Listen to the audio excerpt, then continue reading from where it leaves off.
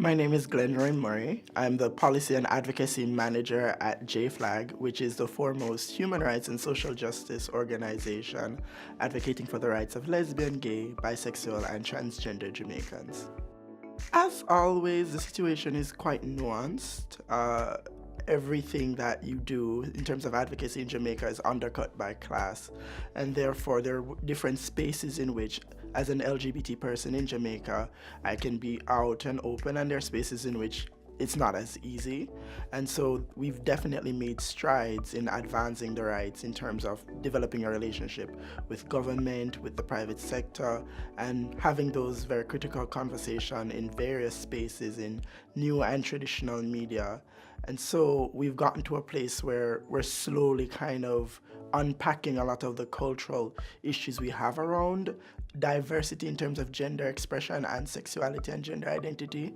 But of course, it's not perfect, and it's not where we as an organization would like it to be.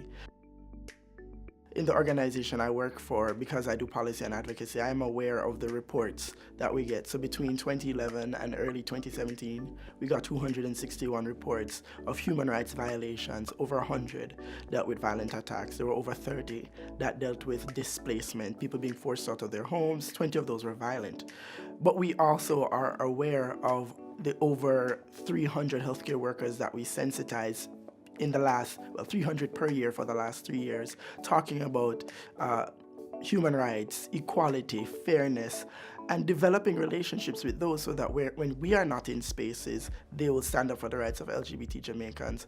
And we're also aware of a lot of the parliamentarians and policymakers who do give us spaces to advocate for our rights, and we notice the strides that they make. Recently, our Minister of Health came to an event that JFLAG hosted and outrightly said he won't tolerate discrimination in public health spaces.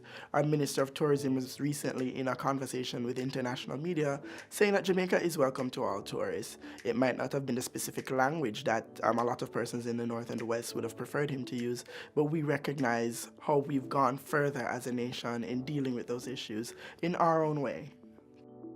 Does two core things. One, it kind of helps us in terms of how we navigate international spaces and international fora as a way of having conversation with our political leaders when they get there, and of course sharing best practices. So I learned a lot from the regional meeting that we had in Malta about penetrating political spaces, and political parties can be critical in advancing the rights of LGBT persons. And that's something that I took back and decided that we need to look at in terms of our advocacy strategies. So there's a lot to learn from being in a group like this and a network like this, to learn from each other.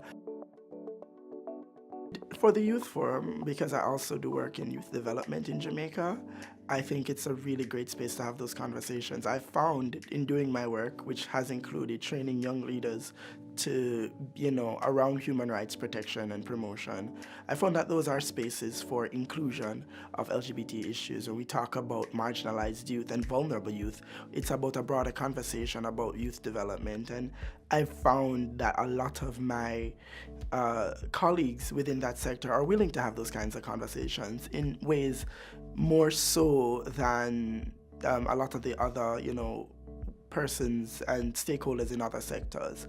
And I think about the fact that within Youth Parliament, which is an initiative that the Ministry of Education, Youth and Information has, re-energized since last year, they've actually requested that there be an LGBT representative on the Youth Parliament, which I think is a major stride. So for me, that's a way to kind of, in that forum, have those kinds of conversations.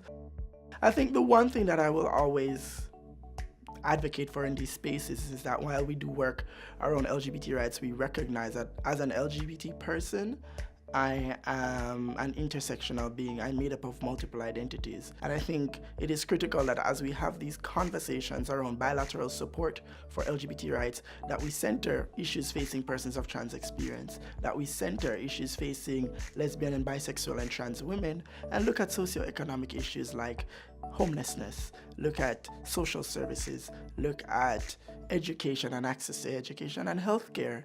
And so we need to spread our wings just a little bit more, because we aren't just LGBT people. I'm a Black queer Jamaican who comes from poverty and who's had certain privileges that has brought me to these spaces. And in doing, recognizing what makes me up and advancing a broader agenda, I think I've gotten, and we in Jamaica have gotten much further in doing that.